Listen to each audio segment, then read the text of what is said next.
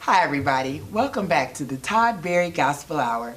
I'm your host Judy Dallas, and we want to welcome Christian contemporary band Render the Hearts from Huntington, West Virginia. We're here with leader of the band, Mike Cochran. Mike, tell us, how did the band get started? So Joe down there on the end and I met in 2008 at Marshall. We were college roommates, played in two different bands, and those bands eventually kind of broke up, and we were actually eating Taco Bell, and which I love Taco Bell. We were eating Taco Bell and just talking about, just how we felt like God had put us together to play music, and just, started talking about what it would look like to put a group together. And we were both studying percussion at Marshall, and we had met Shane in the music department. And so I called Shane up and said, hey man, Hey Mike. you want to be in a band? Sure, I'd love to play drums. Well, Joe's going to play drums. What? I'm going to play guitar. Do you know how to play any piano? Not a lot, but I can try. Should have hung up the phone. Yeah, you should have. So Shane kind of come on board. He'd taken lessons when he was a kid, and kind of came on board and just took it by the reins. And from there, his brother Race, who's not with us this weekend, is our guitarist, and he kind of came on board. And so we're a four-piece at that point, right? Is that four?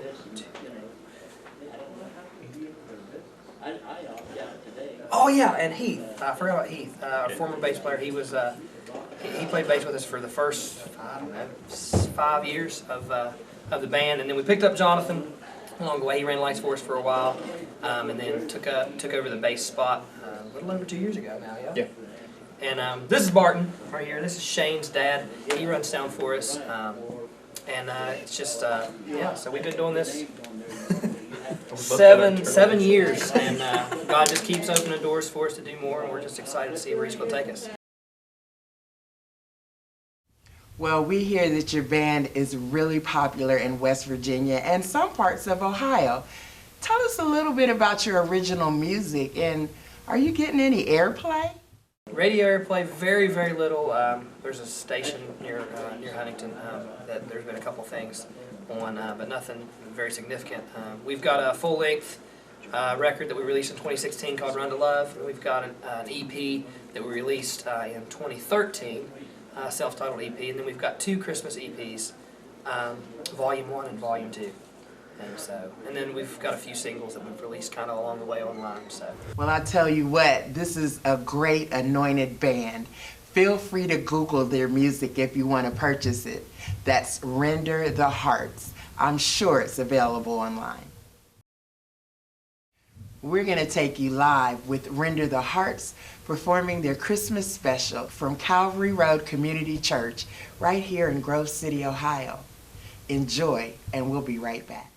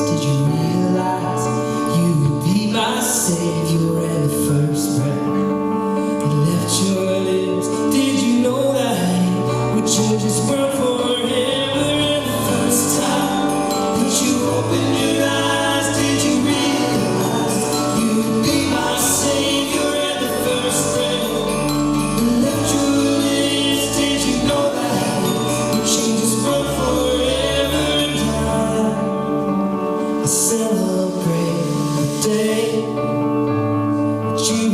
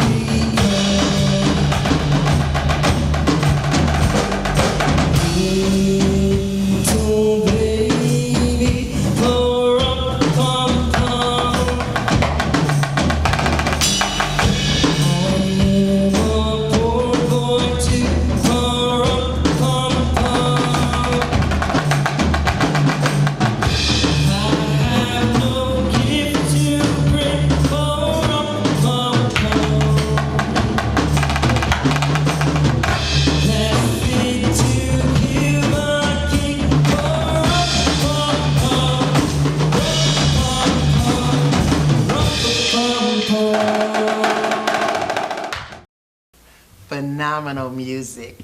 Let's go behind the scenes. Give us a little bit of your testimony of when you accepted Jesus as your Savior. Let's start here on the left. I grew up in church. Kind of went through the motions and did what I was supposed to do, and then kind of got way off track whenever I was in high school. And then middle of my high school age, I kind of just got to a low point and realized there was no way I was going to be able to do it on my own. And I had talked to my youth pastor at the time, and he kind of led me through the process, and just been trying to grow ever since. Well, I was raised up in the church, so I give my mother a ton of credit for that. Small church similar to this one, but there was a quote, well, not a quote, but there was a paper that Albert Einstein had written, and it said that science without religion is blind. No, I'm sorry. Religion without science is blind, but science without religion is lame. And I thought, oh wow, me and I will go way back. No, I thought that was pretty cool. And if, somebody that could see gravity bending light could say something like that, I knew there was a God. I think I have a kind of a similar story to Joe. It just happened a little bit later in my life. So going through high school, I was very involved in church growing up, and up until when I went off to college. I went off to college and kind of turned my back to the Lord and did a bunch of stuff that I definitely shouldn't have been doing, and it was not necessarily a single time for me, but it all kind of built up to, I kind of give it some time during the summer. My summer of my freshman year of college, going from my freshman to my sophomore year, I went to a church camp called the Wilds. It's in North Carolina, and basically just kind of went through that whole week, and just the Lord was speaking to me then, and so I turned my back on the ways of what I did my freshman year of college, and turned back to the Lord, and so I've kind of done this 360 in life, started facing, turned away, turned back again. So I think that's, I give my week at that camp kind of a big credit to me really solidifying and making my relationship with the Lord personal, not just something I've grown up having. Shane, I understand your dad runs the sound for the band. So Dad, tell us about your experience running sound and working with these fellas.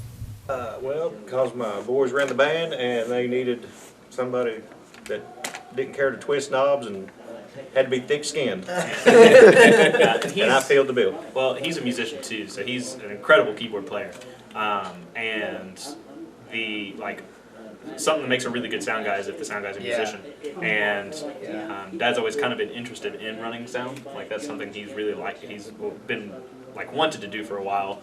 So it was kind of an opportunity for him to do that and get to hang out with his two sons. So making me old though. And he gets to hang out with me.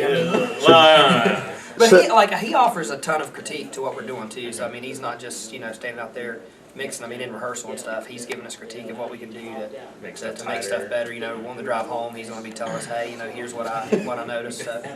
We don't necessarily listen to him, but he tells us nonetheless. But it's making me old. I'm only 42. I'm actually in my I'm early a 30s. high miler. Yeah. For me, being involved in music from a really, really young age, being involved in church music, basically all my life. From basically middle school on to now, I've been involved in some type of church music, traveling Christian band, that kind of a thing. And it's just really cool to see God bring connections of years ago back into what we're doing now. There's just no denying that He's in control of what's going on. And so for me, leading worship and connecting with people, it just continues to, I'm continuously able just to see His love in people and how much that He loves people just through that. So really, music is really how, what God has used to just bring me continuously closer to Him. And so that's why I really do what I do is because He's used it for me, and I just want to be able to share it with other people. Mike, tell us about this guy beside you. What's his story? Oh man, this is great. Oh, let me. This guy eats cockroaches every night for dinner. We all get the munchies sometime, but I don't think I want to be snacking on no cockroaches. You guys are something. I mean, I guess your connection with Stevens was church, right? So Yep. the youth praise band and then just being involved in that. And at the time, our former bass player couldn't be at a gig, and I was like, who we gonna get to play bass? You know, we gotta get somebody. And Shane said, well, there's this kid at church that can play. He's I like mean, 10 years old.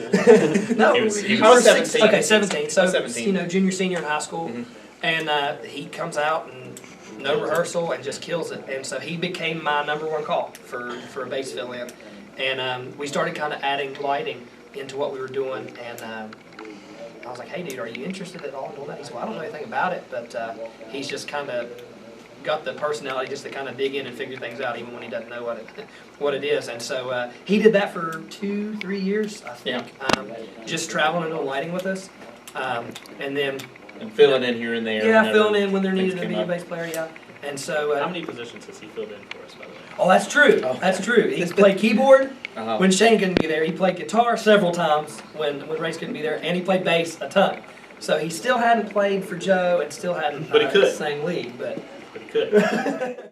Okay, let's get to the testimony. So I found the Lord probably when I was 8 or 9. I can't remember exactly. I was at a vacation Bible school at our church.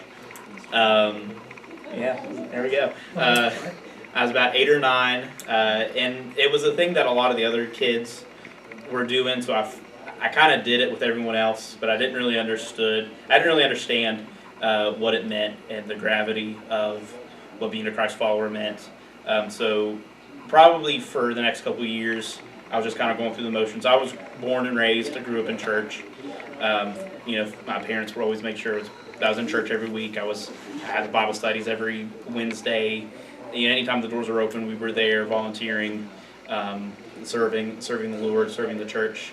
But it wasn't until I was probably in high school and in youth group that my relationship with the Lord became like real and tangible for me, and that it became like a real relationship, and it wasn't just something that I was going through the motions and just doing what the pastor said to do. It became something that I was figuring out for myself and just following on my own will, and not just because that's what everyone in the church was doing. And then that was around the time that I got hooked in with Render the Hearts, and been doing it ever since. Shane, what's this about Frosty the Blues Man? So Frosty is kind of this character. Why do y'all laugh when I say this? It's a character. It's totally a character. So when I was younger, we grew up. Every year that we would decorate for Christmas, we had this one CD that we would play. We'd bring a boombox down, set it in our living room, and press play on it. And Dad was playing keyboard on it, so he got recorded on the CD. So that's the reason we kind of had it. And some of our friends back home, they sang and played music and blah blah blah. And it was a bunch of killer musicians, so the music on it was phenomenal. And one of the songs on there was Frosty the Blues Man. So I've been listening to the song since I was probably like 7 or 8. And so like every year we would just break out that CD. And one year we would always do some kind of fun stick song. One year we did Grinch, stuff like that. So we were trying to find something where it would be kind of fun. And Mike heard that song and was just like, "We need to do it." And I was like, "Yeah, I know it. I can sing it." The lyrics are like imprinted on my brain. Like I can do it, and I really like kind of going out and performing. I did theater when I was a little kid, so like getting to come out of my keyboard cage is really fun for me. So that's kind of the story of how that kind of came to fruition. Well, no wonder Frosty had the blues. Poor guy, he was melting. Well, I understand that you were all percussionists at one point before starting this band. We're actually all all four of us, one, two, we're three, all four. percussionists We're all- slash drummers. Yeah, so we were all in Marshall's marching I am band. a percussionist. He's played That's tritongs. true. No, piano is a percussionist. Piano is technically String a percussion instrument. We were, The we age were old all debate. percussion majors at Yeah. At some point. some point in our I lives. was no percussion. So, yeah, just trying to incorporate as much of the percussion thing as we can, just because, I mean, It's visual. and it's my, even though like I hardly ever play anymore, it's my main instrument, like it's what my degree's in, so, It's super fun to do. Oh, yeah. So. yeah, it's crazy. As a band, what kind of advice would you give to inspire upcoming Christian bands and music ministries? Just trust the Lord, and even when it gets difficult, know that He has a plan, and know that He can use you regardless of where you are and regardless of what your head's telling you, because there's all kinds of times that it's just like just hard, and just keep pressing through and keep trusting the Lord. My advice would be if your church has a praise band, just like get involved with that. Go up and see if they have any positions that they need filled or anything you can add. Just serve in any way you can, in any capacity, any position that you can, and just get plugged in, get involved, and the Lord can just do great things with that. One piece of advice that I have is put in the work, because you are given ability for a reason. And if you just sit on your hands and don't do anything, then nothing's going to happen. So trust in the Lord and put in the work. 2 words: seek counsel. Kind of going to say a little bit of what Shane said. Preparation is key to anything. But my pastor also talks about how, specifically if you're playing worship music or, obviously in Christian ministry, he uses the term lead worshiper instead of worship leader. Like if you're on stage, whether you're a musician, the singer, whatever you're doing, it's important first that your heart is in worship before anybody else can be in worship. And if you're there, then people are going to see right through you and see God and see His love. And I think that's hands down the most important thing to keep in mind in music ministry. That's beautiful, man. Well, I tell you what, your band has a great story, and I think it will reach others just by hearing the strong testimony that you've given. Well, I tell you what, it's been a pleasure talking to you guys. Keep doing what you're doing, and we pray that God will bless your ministry with the ultimate goal to render the hearts that are lost. Thank you for joining us on the Todd Berry Gospel Hour. I'm your host, Judy Dallas, and remember, keep living your blessed life.